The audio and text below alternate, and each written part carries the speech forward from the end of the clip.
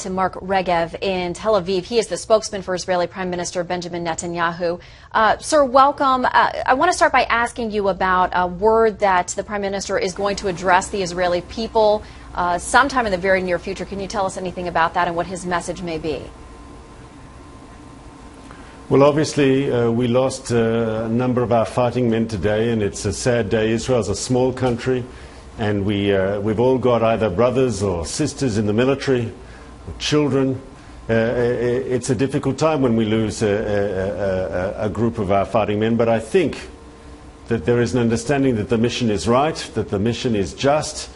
Our goal ultimately is defensive. Our goal is to stop that hostile rocket fire from Gaza into Israel. And I'd remind you that we're close today to 2,000 rockets have been fired from Gaza on our cities, and it has to stop, and it will stop.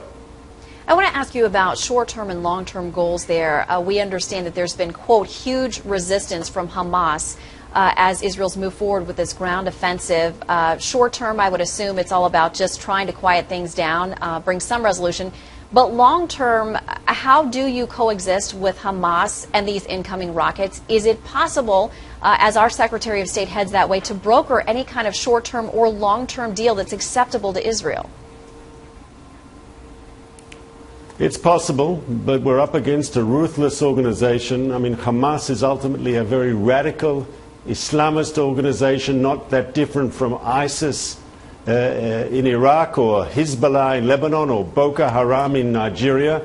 They have a very, very extreme agenda. They say that my country, Israel, should be wiped off the map, and they say every Israeli civilian is a legitimate target for their terrorist attacks, including children.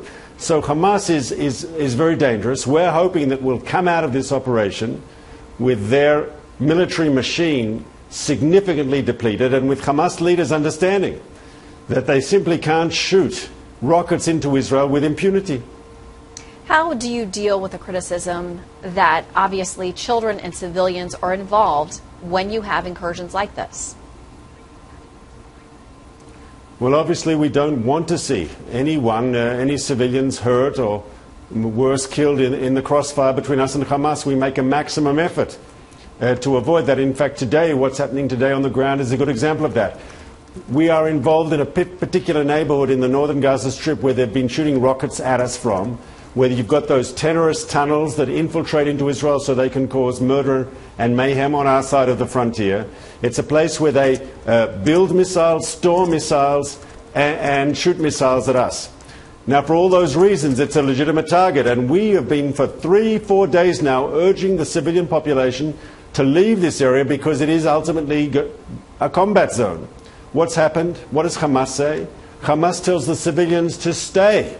Hamas deliberately wants those civilians as civilian shields. It's deliberately using them as human shields for their own propaganda and extremist agenda. Ultimately, Israel is doing everything we can to safeguard the life of civilians, and Hamas is doing the opposite.